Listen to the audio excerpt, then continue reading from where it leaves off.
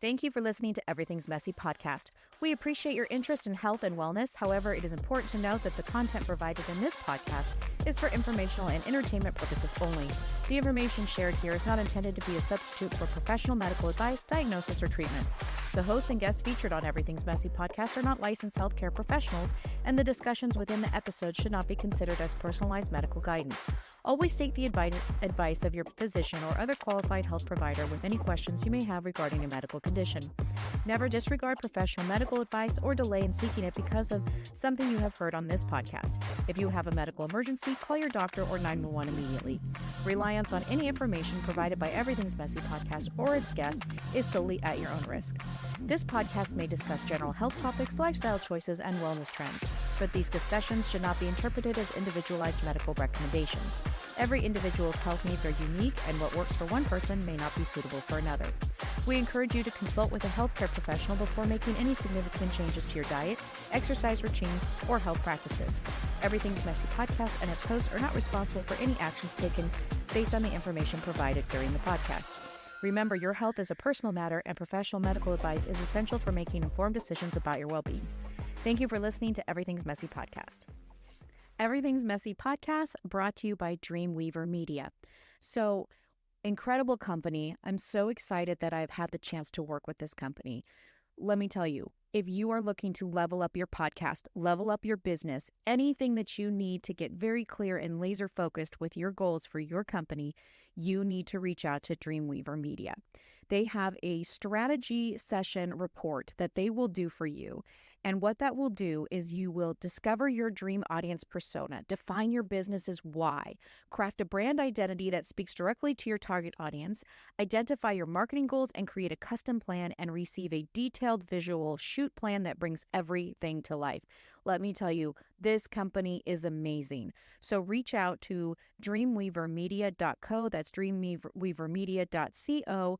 Check out their website for more information. Hey there, it's Sarah Wilson, and welcome to Everything's Messy podcast. Yep, you heard it right. Everything is messy because, well, it is. But here's the thing. In the mess, there's strength waiting to be found, and that's what we're all about here. My mission? To break the silence around chronic illness and build a community that's supportive, understanding, and downright empowering.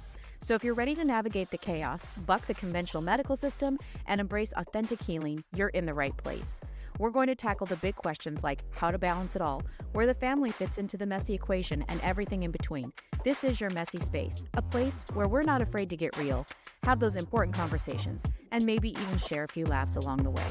I'll be sitting down with incredible people, each with their unique message to explore their stories, experiences, and the lessons they've learned in the chaos. From unconventional healing methods to finding strength you never knew you had, we're covering it all. So grab a seat, get comfy, and let's dive into the messy. Because here at the Everything's Messy podcast, we're turning chaos into strength. Together, we're going to embrace the mess. Are you ready? Let's get messy. Hey, messy people. This is Everything's Messy podcast. Just have a quick introduction. I have a wonderful guest coming up for you today, Mike Strausbaugh. This is going to be a two-part podcast. This is my first two-part, so hopefully I do it correctly. I'm so excited that he's our guest today and wishing everybody a happy Valentine's Day, and I hope you enjoy the interview. Without further ado, here is Mike Strausbaugh.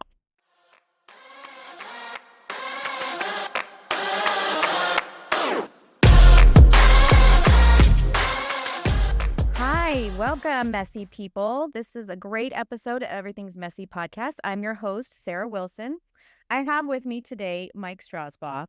He is a guitar ninja, as he describes it.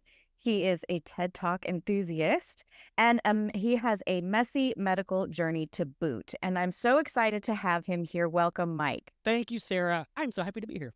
Yeah, this is just, like I said, I'm fanning a little bit and just so excited that you're here. I absolutely enjoyed your TEDx talk. And so let's, I don't want to say jump right into the mess, but why don't you start with a little bit about you and what you're up to and what's going on? Okay. First, aren't you so lucky to be talking to me? Yes, absolutely. No, I'm fanning over here. Yeah, So no, excited. it's So, great. just kidding. So today, as we speak right now, I'm a 52-year-old guy living in the mountains of Colorado. I teach music. That's all I do. I'm living the dream, especially after more than a decade of what could be considered medical hell, a medical Yeah. nightmare, doing my thing.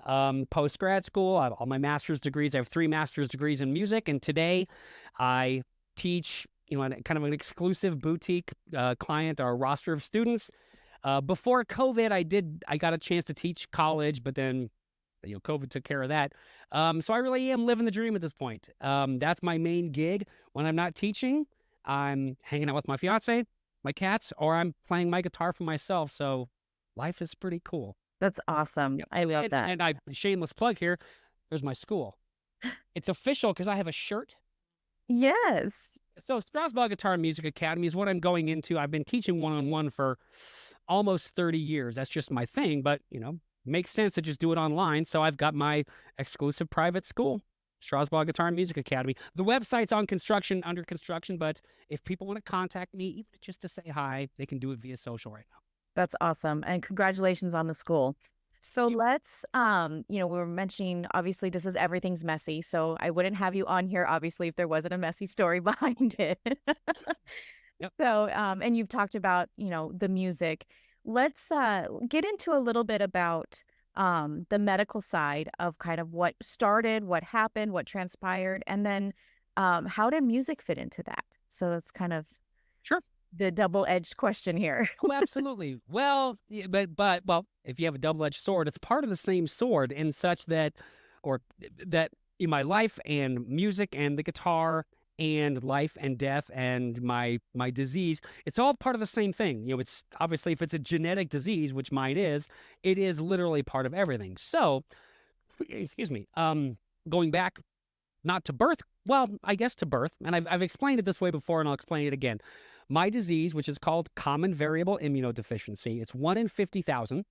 And yeah, so it's pretty, it's not common. The name is a bit of a misnomer, but so it's 1 in 50,000.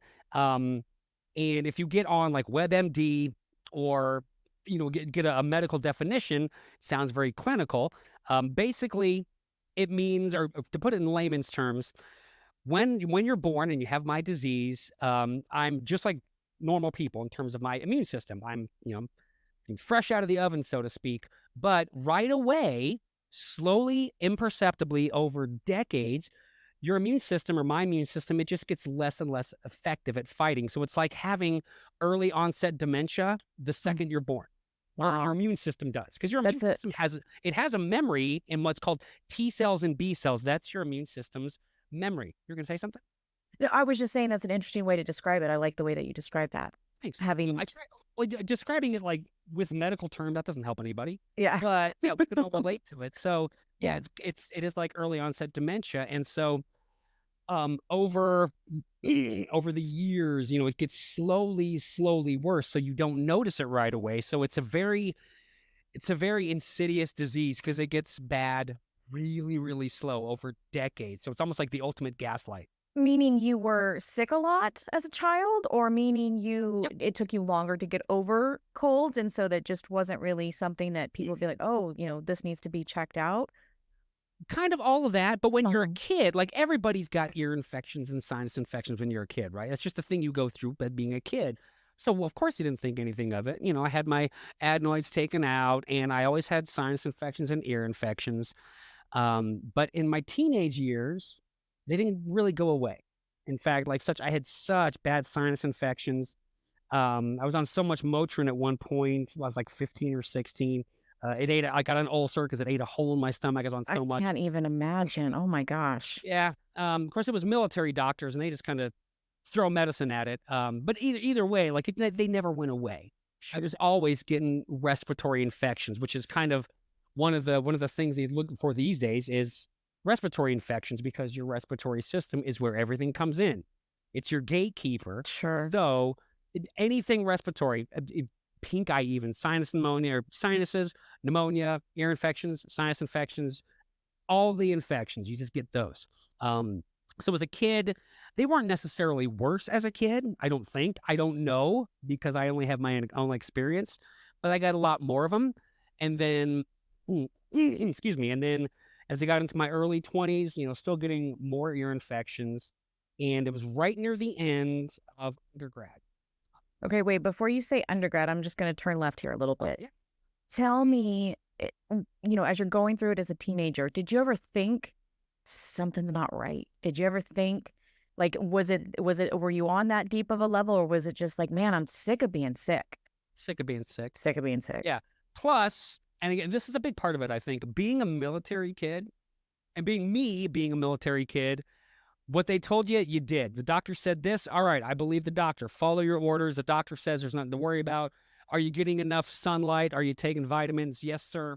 And that was it. That was it. That was the extent of it. Yeah. And it was a little kid. And again, this is, 80s, way before the internet. So what they said, you're like, I guess that's probably true. What did your parents think? Were your parents like, you know, were, were they just accepting of it? Did they kind of think, hey, something is not right? I don't know. I don't think so. And they certainly didn't tell me about it. Like, if they were worried about their kid, they wouldn't come to their kid and say, man, Sure. what's wrong with you? Yeah, But that right. being said, it wasn't at that point, my teens, early or childhood and teens, it wasn't so egregious. Like, I wasn't getting so many more infections that it was like a red light. It was just more than normal people. If a Yeah. normal person got like an ear infection once every couple of years, I might get one a year, two. Gotcha. And I'm assuming you weren't a complainer. You didn't complain about it. There was nothing. It was just something you just took it and kept on going, and that was Sucked, and you deal with it, and you take the antibiotics. Do what the doctor says. You get yeah, okay. your job. Yeah. Man. So you get to undergrad. Yep. And so 1996, and I'm earning my bachelor's degree in classical guitar. Well, we'll talk about the music part later because I Okay. started playing music as a teenager. And since you watched my TED Talk, it wasn't just, oh, guitar is cool. Like, it was a make or break, life-saving thing for me. Absolutely. Yeah. Yep. So music wasn't just something I dug. It was my soul. Yeah. There was no, I mean, once I started that guitar right there, that's my first guitar. Wow. I never put it. What do you think it was that captivated you? Just the freedom to express, or just something all your own? Were there any other musicians in your family? People, I just play the clarinet, and that was just abuse. Nobody should have to go through that. Sorry, Shannon. But no, not at all. All the stuff that you said it was that. It was a chance to express. I didn't, so much is hindsight, right? I didn't know it at the time, but the guitar, the style of music that I was playing, it was 80s. It was heavy. It was thrash metal. It was like really heavy metal in the 80s. Metallica, Megadeth. Love it, right? Yeah. California bands. Still bands. It's still my heart. Like, if I'm in a car, I'm probably listening to first generation 80s thrash. But I had been in a musical family. They listened to music, but this was the 70s and the 80s. And my parents were soft pop, soft rock, Midwest, the children of Midwest farmers. Like, they weren't cool California people listening to Foghat.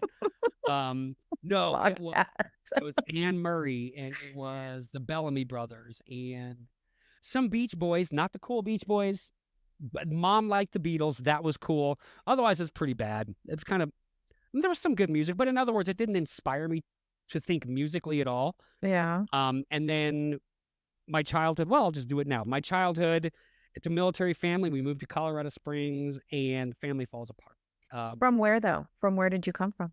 Well, we were military, so we moved every 3 years. That's a big part of it. But we had just come from Germany, actually. Oh, wow. Okay. Yep. And that was in July of 84. So I was a 12, 13-year-old kid when we moved here.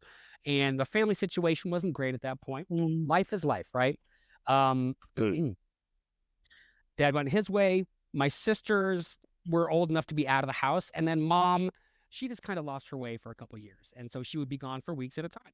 So were you baby? Were you baby brother? I'm the baby boy. Yep. Gotcha. So I'm the baby, and I would not see another person. Well, I wouldn't see any of my family members for weeks at a time. So I would come home from school, and the house was empty, and for weeks. And I know my mom had been there because there would be food, but like, she would never be there. And again, we talked about it, and bygones be bygones. But I'm Sure. damaged as a kid. The damage is a kid.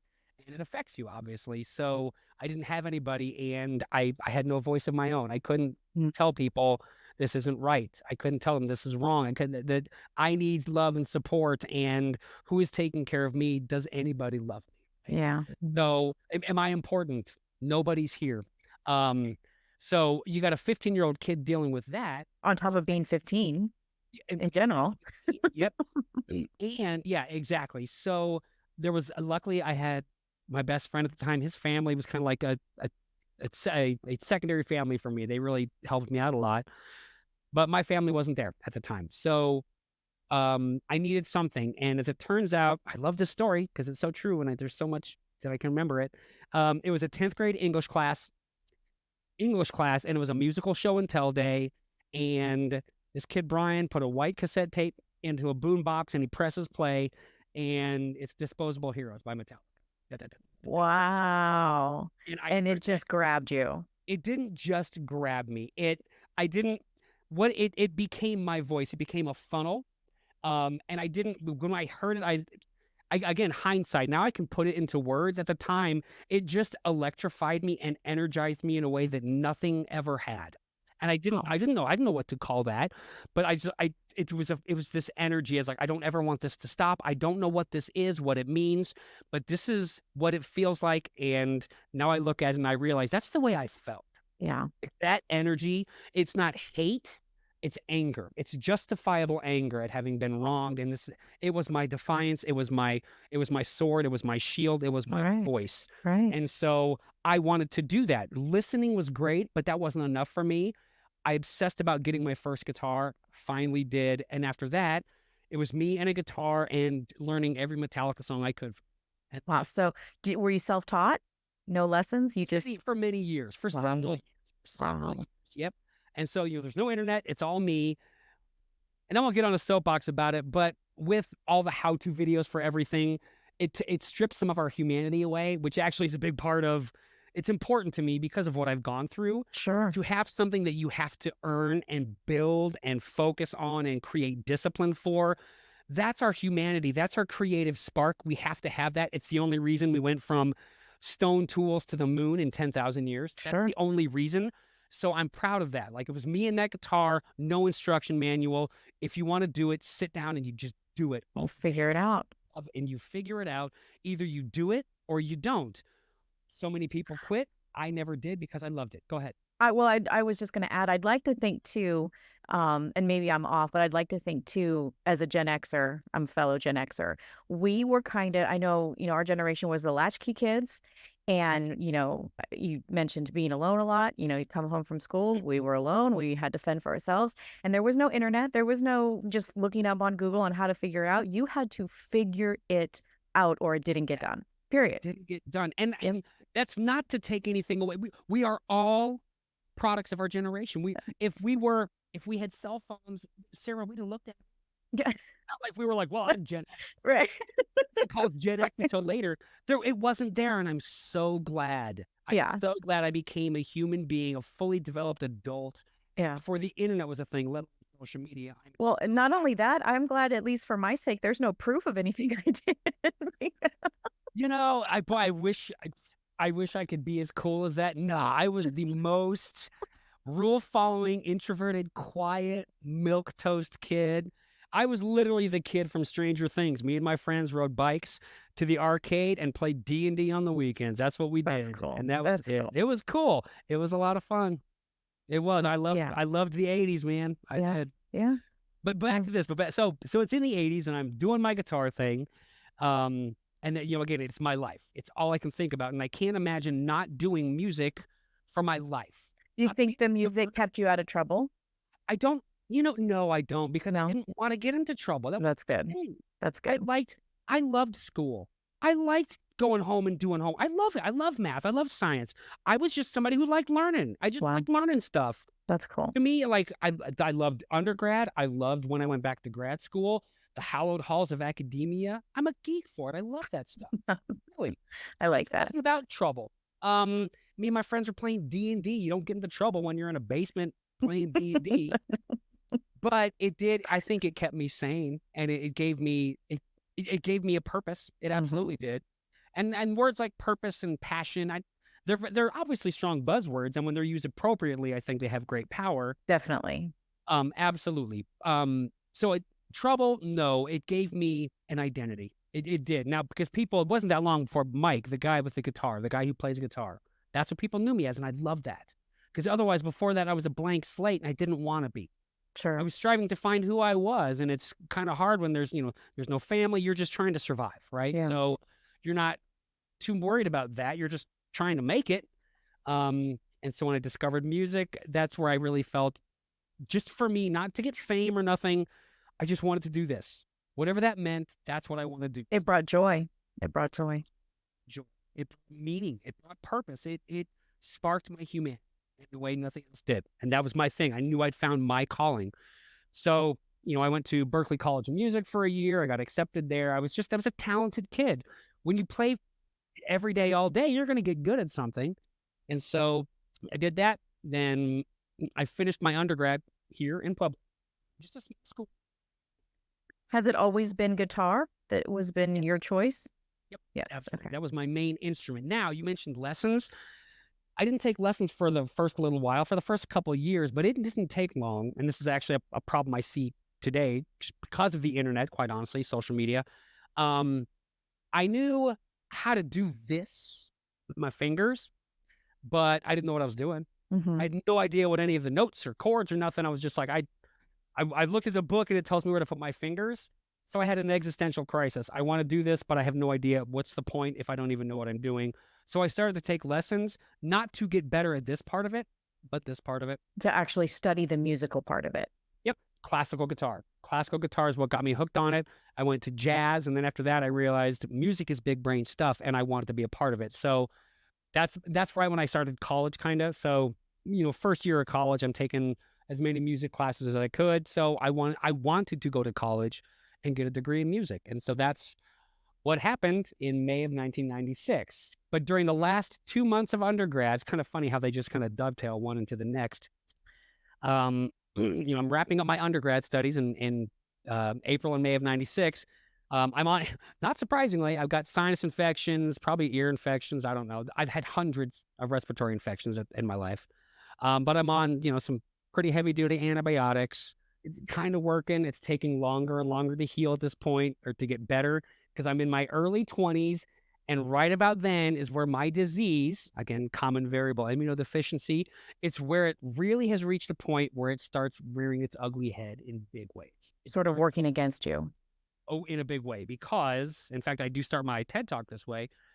May 4th, I get my degree, but for the previous, 6 weeks, 8 months, I'd started feeling a little weaker, just weaker, less energy, a little out of breath. And then like last week, 2 weeks of school, started turning yellow, getting jaundiced. Like, well, this can't be good. No. Probably isn't great. It's not a good color for me. But I thought, well, I'll just finish, I'll get my degree and then, we'll see what happens after that. Like, I'll worry about it afterwards. So I graduate on the 4th, and 1 week to the day later, like it's obviously getting worse quicker. And I go to the emergency room 1 week after college. And that was the first of 7 times in my life. And in my TED Talk, I said it was 6 because I forgot about one of them. It's the first. When it's so many. Yeah. When, and actually it's just this first one where a doctor looks you in the face and says, you might want to call your parents and say goodbye. That was the first time? It was the first. I was a 24-year-old kid, 1 week out of college. Mm. That was hemolytic anemia. It's where your spleen does spleen stuff. It does all kinds of stuff. I don't know. I'm not a doctor, but I know it kills off the old red blood cells. They're done. They're depleted. Get rid of them. Well, my spleen got roid rage, and it just was killing all the red blood cells, including the ones that were carrying oxygen. So I was slowly suffocating. Oh my God. Yeah, that's what was happening over these weeks. Is bad. So I was in the ER for 12 hours that day, and they're taking blood tests and questions, ask just all the things. See, and I remember this in the TED Talk. I guess I didn't realize that it was the first time that you'd gone into the hospital that's when they told you that. Wow. But again, this was a long journey. They told you that that wasn't the end of it. No, that's actually, it's funny. I tell people it's like a 12-year medical nightmare. It started before that, but this was the first day that May 4th, May 11th is the day that I start. January 8th, 2007 at 11:23 a.m., but who's counting? That's when I kind of stop it because that's the day I got diagnosed. That's the time that Uh-huh. my doctor called me, and I was working in an office in Columbia, Missouri, where I was living, and I heard the words common variable immunodeficiency for the first time. I was 36. And you went, So huh? it, I don't, there are things I remember about that day, but it's the most surreal day Yeah. when the doctor said, "You're not crazy. It's not just you." Because for you got to realize when I talk about common variable immunodeficiency, this is the craziest part. I didn't know I had something the Sure. whole time. After it was done, is when a doctor said, "No, you've got common variable immunodeficiency. It's a rare disease. Here's what it does. Here's why all of the things that have ever happened to you have happened. You're not crazy. There's nothing wrong with you." Because there was nobody like me as far as I knew. I've never, Right. again, this is pre-internet. I had never met anybody that had anything similar. Doctors would say, again, "Are you taking vitamins? Are you exercising? Here's more antibiotics. Please don't come back." Like, because they didn't know what it was. Deal. I say often on this show, it's called practicing medicine for a reason because they don't know. They're practicing. Yeah. Now, and now, woulda, shoulda, coulda. Should I have gone to an immunologist? Well, boy, if I had hindsight with everything, I'd be a bajillionaire, right? So I look at it now and I thought, boy, I wish I would have blank. But that's when I got diagnosed. So 1996 to 2007. I was 24, close to 25, and then 36 when I got diagnosed. So that very first one on my TED Talk, that was the first time. And that was, there would be others that were worse than that one, but that was it. I got there at about noon on May 11th, and about 12 hours later is when the doctor said, and, ER doctors are very calm. They're trained to be calm so you don't freak out. "Mr. Strausbaugh, blah, blah, medical jargon, hemolytic anemia, wiping out all your red blood cells. We're going to do our best, champ. Don't make plans Oh, man. for like ever. You're done. You might want to call your parents." Actually, what I asked him was, "Should I call my parents and say goodbye?" He's like, "Mr. Strausbaugh, you may want to do that." My Um, parents were separated. They were, or they were divorced, by that point. So I made 2 phone calls to my mom and to my dad. I'm getting emotional. yeah. That was hard, man. Oh my gosh. And so up until this point, you haven't lived your life any differently other than taking on these colds and taking on these things. And so after that, and you're released from the hospital at some point, Mhm. do you start living your life differently? No, we thought it was an anomaly. Like, wow, we don't know what that was. Hope it doesn't happen again. Here's prednisone for 6 months and just keep an eye on stuff. Wow, steroids for 6 months? Wow. Oh, dude, I Wow. was hungry. All my joints were stiff. I had moon face, the moonest face. Oh, yeah. I Mm. was on 120 milligrams a day and it took 6 months to taper down. Yeah, because they thought it was leukemia, AIDS, lupus. They checked for everything. Um, yeah, but so And so at this time, and you said 96, at this time, is there treatment yet? Is there no, no, any? no, no. I had nothing until I got diagnosed. My first treatment. Actually, I just got my treatment. It's every 4 weeks. It's called IVIG, intravenous immunoglobulin. I get it every 4 weeks. It comes in a box. Where's my IV stick? Oh, I can't see it now. It was last week, but I get it every 4 weeks. No, that wouldn't happen until I got diagnosed. Before that, you're on your own. So as your immune system's going down and down and down, the doctors didn't know that.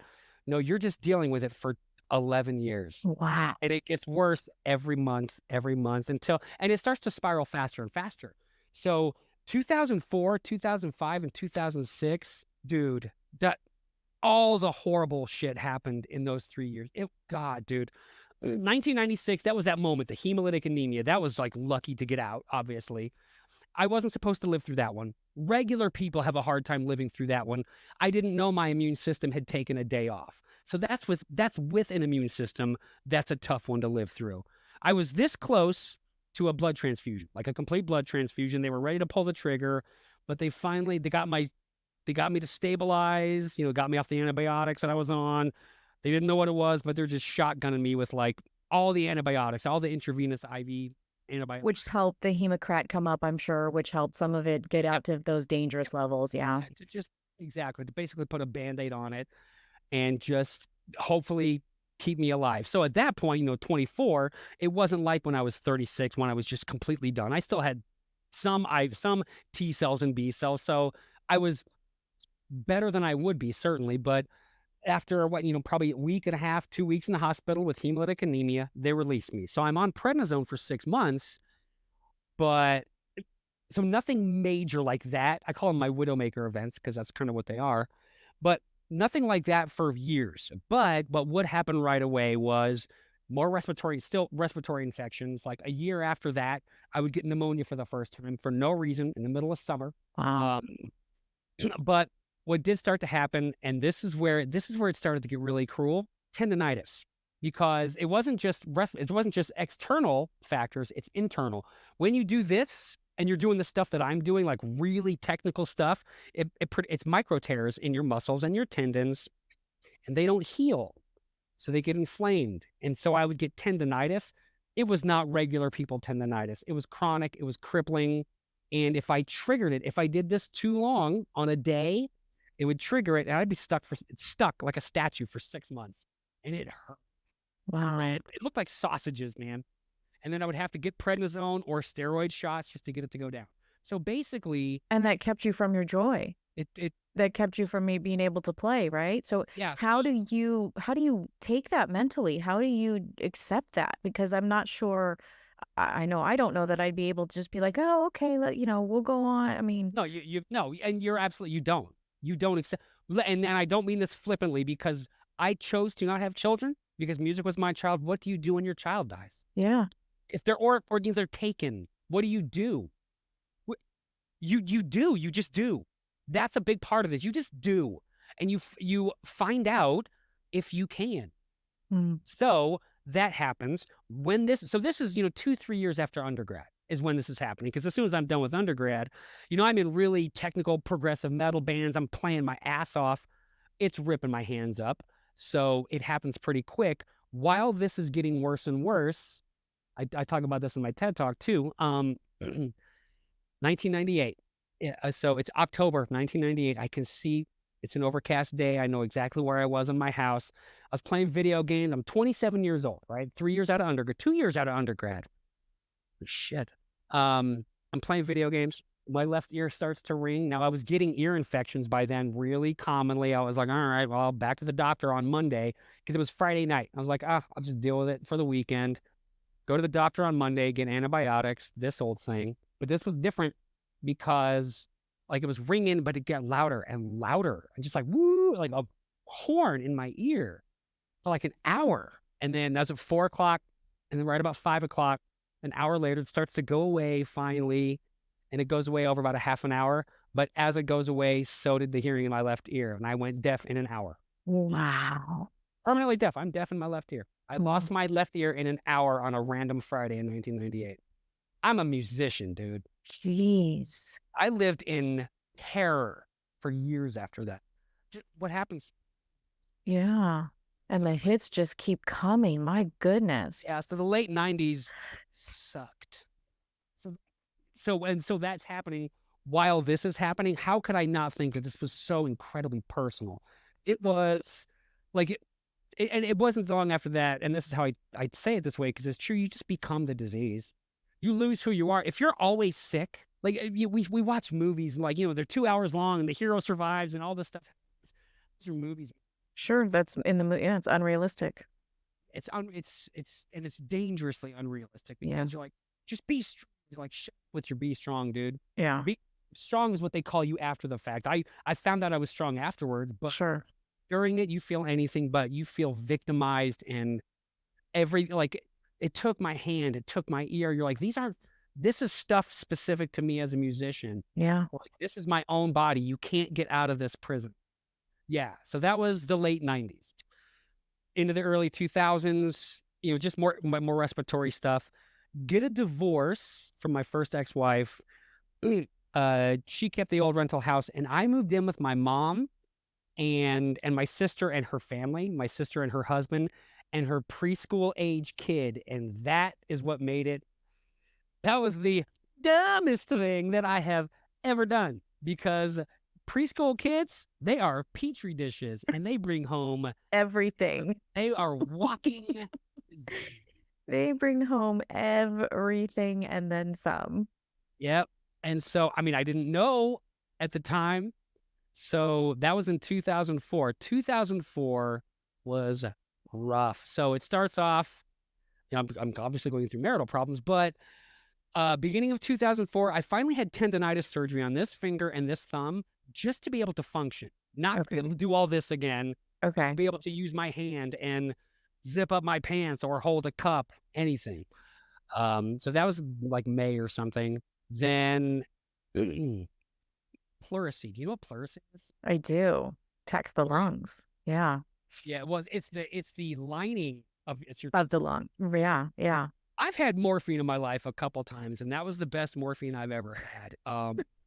It was a day. It was just one day, and it's one of the longest 3 days of my life was in intensive care when I had sepsis. That was organ failure. On the brink of organ failure, but that day of pleurisy, I've never had so much pain. Actually, my neck was too. I've gone through a lot of stuff. Yeah, it just keeps getting messier and messier. And I was going to say too, in reference to the preschool age kids, most kids who are healthy, it doesn't, they bounce back. In fact, they're still bouncing while they're sick. It takes a really high grade fever for them to just stop and not be moving. Yep. So to have those germs come in, and of course they're back to themselves in a day or two, and then you be exposed to all of that with what you're going. I mean, you're not bouncing at all. That's no, you're getting flattened. Yeah. yeah. So when I moved in, like it was right away. The pleurisy happened right away. On the way to the little community hospital in Colorado Springs at the time, I broke my mom's dashboard, and I didn't shatter her windshield, but I put a crack in it with my fist because it hurt so much, and I just had to get it out somehow. Oh wow! They got there, and that's when they gave me the first morphine I ever had. It's a weird feeling if you never had it, and it's true. Like it still hurts, but you don't care. It was like that. They got that down, but then really bad sinus infections after that, and then August 9th. Is that the date that was? I say in my TED talk, August 9th, 2004 was a Monday. That's when I had viral encephalitis, which is the craziest thing because it's inflammation of the. I was just going to say it's swelling of the brain. Yeah. So my nephew, he brought home whatever.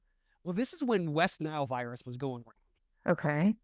First, I wake during the weekend, I look at my fingertips and there's little blisters on the tips of my toes and my fingers. And that they thought maybe it was anthrax, hoof and mouth disease, because I guess that's one of the signs of it. And at that point, it's 2004. I've been really sick for 8 years. I'm like, okay, what now? I'm like, all right, let's drink juice and take vitamins and hope this is just a cold or something. I woke up Monday and my body was on the tip from here all the way down to my toes. It was just fire. I couldn't tell where my fingers were, my toes, where my stomach. Everything was just fire.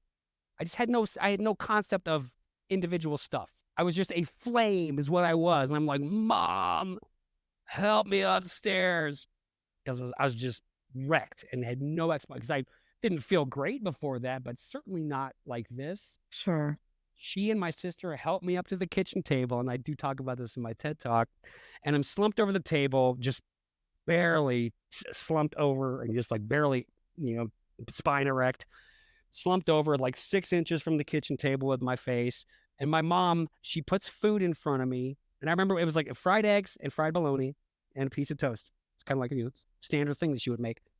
She puts it in front of me and she walks out of the room and I'm just staring at it. And she walks back in and it's 9 hours later. Oh my goodness. And because I was just peripherally aware for going out and then coming in, I had stared at the plate of food for hours, hadn't moved. That's incredible. Isn't that nuts? Yeah. Objectively, if somebody was telling me this story, I would just say, damn, that's crazy. It just happened to happen to me. So I remember her walking back in, and then I remember looking up in the corner and seeing a TV in the corner of the room. When she walked in the room, that was Monday night. I look up at the TV, it's Saturday night. It was in an instant. So 7 or 6 days, whatever, are gone. That's all. And I've heard really cool stories of all the stuff in between. Wow. Apparently, my eyes were open and I was saying really, really crazy stuff and doing crazy things. I was not there. Wow. I was totally out. That's so scary. That's so Yeah. scary. Some people recover it. I was lucky, and I've actually been thinking about the idea of luck lately. I was lucky that I had viral encephalitis and not bacterial. I was lucky that I went to the ER that day and with hemolytic anemia and didn't wait one day. There are so many things that I'm lucky for that I think, man, I'm really lucky that that happened. That's a very interesting and unique perspective. That's for sure. That is definitely for sure. It's gotta be, right? Because if I look at it like, why does this keep happening? I have to live with that thought. I have to live with that and spend the only life that I've ever got. Why is this happening? I mean, again, I'm human. Sure. It wasn't like, sweet, this is gonna be all right. Always look on the bright side of life. No, but this is the one life that I've got, so keep going as long as I can. So I looked at it now. I'm like, I'm lucky that I came out of it. I'm lucky that they didn't have to drill a hole into my skull to relieve the pressure. Gee. That was the next thing, right? Yeah. And after that, that was a Saturday night when my brain rebooted, and after that, I had to relearn how to be a person again. Yep. I didn't know what reality was. When I came back, like, shit was weird. Like everything, nothing made sense. I had to reestablish reality. You're on a bad trip and you didn't get to have any of the fun to get there. Exactly. Exactly. It was the worst trip, and it was real, and it didn't stop for a very long time. It took many, many moons of all the therapies and stuff, but just every moment of every day focusing on how do I use this thing. I would try to move my right foot and my right hand and my left foot would move, or I would try to think of words. Like I would try to talk about the nurses at the hospital, and I would say turtles because it kind of sounds like nurses. Sure. I would talk about my calves hurt because everything hurt, but I would say my doves, like just weird stuff. And this would happen. This would go on for months until slowly I went back to. What was the total recovery time, you think? If you had to slap a number on it. 6 months. Wow. That's a long time to not feel like yourself. On top of going, on top of going through everything else. That's a long time to just sit there and be like, who am I? Well, that exactly, because you literally don't know who you are, and you don't know how you're supposed to be thinking or what that thing is, or you don't know. That's why, like, I mean, I look at like Alzheimer's, for instance, and I think, God, if there's anything I don't want, it's that, because I knew something was wrong. You have that, you can't say to yourself, something is wrong. You don't have that wherewithal. You just, your mind knows something is wrong, but you're frustrated because you can't even say something is wrong. Mm-hmm. It's frustration without even knowing it's frustration because you don't know for frustration. I was just gonna say you can't even verbalize it. All you can do is kind of think about it, even though you're not even sure what you're really thinking about. And is it real? And is it true? And when you say, I'm thinking about it, well, are you? Because who are you? Who Right. am I? Who's thinking about it? Did you have memories? Were you able to recall, memories of any sort? Or was that part of the recovery too? Memories of stuff that happened. No, just like childhood memories or remembering. You still had that. Okay. Yep. Yeah. So now I think, I mean, if I'm speculating, I think like my memories just these days, because when you go through stuff, your mind does compartmentalize and it starts to block stuff off. It's protection. It's absolutely protection. It's protection and it's survival. And, some of these people that I hear go into these deep hypnotic things to like retrieve all that. No thing. I don't want to know. There's a reason why I don't remember. I don't need to remember that. You know what? I was there the first. Yeah. I don't need to watch that movie again. Mm-mm. Like, I don't. You know what? Like, because the way I am right now, it's like all things considered, I'm doing pretty good. I don't need to that. Yeah. That's incredible. Yeah. So in about 6 months, I mean, I'm just guessing. So that was 2004. Well, 2005 would be more of the same, but then 2006, that was the last year before I got diagnosed. And like I said, it does spiral faster and faster. So in 2006, 3 different pneumonias put me in the hospital, tubes down the throat, like all the stuff, all were bad. I mean, are you just wanting to scream uncle at this point? Like, I'm just done. Like, yes. Well, you see, but yeah, but I mean, yes, I'll say yes. But then here's the thing. People have asked me, Did you ever think about suicide? Why didn't you? It's a fair question. It's fair. Because I did. It's obviously at this point, I'm 10 years in at this point. 2006, it's a decade. A decade in hell does not feel like a decade in Palm Beach, man. Sure. It's an eternity. And it's just more of the same. And well, it's not more of the same because it's worse and it's more often. And every single one is that much worse and it's that much sooner.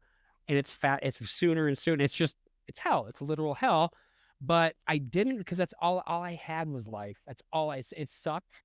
But that's Yeah, and I guess I said that wrong. I didn't mean were you contemplating the end. I guess I meant more like, that was just me saying it. yeah, no, I guess I just meant more like, you've done your best. You've given me everything. What else could this possibly be? Like, are you just at the point where, give me experimental drugs? I mean, I don't, whatever is out there, just give it to me. I'm so tired of it. I honestly think at that point, and I don't think it's weakness. Like I was just defeated. Yeah. That sense in terms of like hope. I hadn't hoped for a long time. My spirit was there and that I didn't give up. And man, the stuff I've endured, I know I can keep going because you can. Like, again, what is the choice? You can never give up or you can keep going as much as it sucks. And when you don't have a choice, you go through it. You embrace the suck. Well, you don't embrace it. I know what you're saying.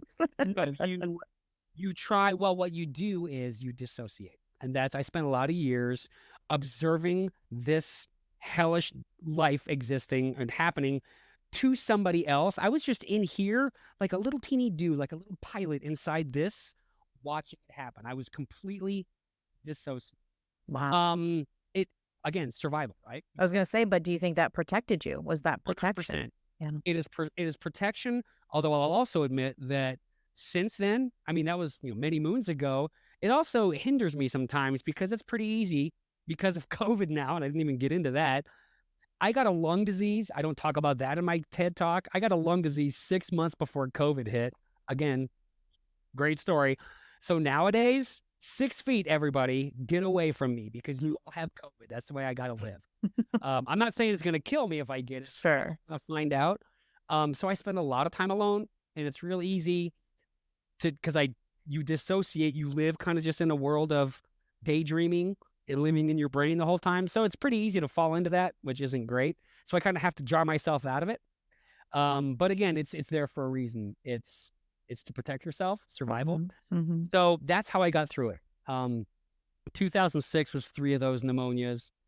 And then like the last 2, it got to the point where I was living in the hospital more than I was out of the hospital. It got to that point with the last 2 pneumonias. Okay, messy people, I hope you enjoyed the first part of this interview with Mike. We will be back next week to conclude the interview. And as always, keep it messy. Bye-bye. Thank you so much for listening to Everything's Messy podcast. If you don't mind, if you'd head on over to wherever you listen to your podcast at and subscribe, maybe leave me a review. I would totally appreciate that. If you'd like to be considered to be a guest on our podcast, please reach out to me at everythingsmessy@gmail.com. You can also find me on social media at Everything's Messy Podcast on Instagram. I'm also on X, which was Twitter, at Everything's Mess, and Facebook at Everything's Messy Podcast. Once again, I'd love to hear from you in any capacity and anything that you'd like to share with me. Thanks again for listening.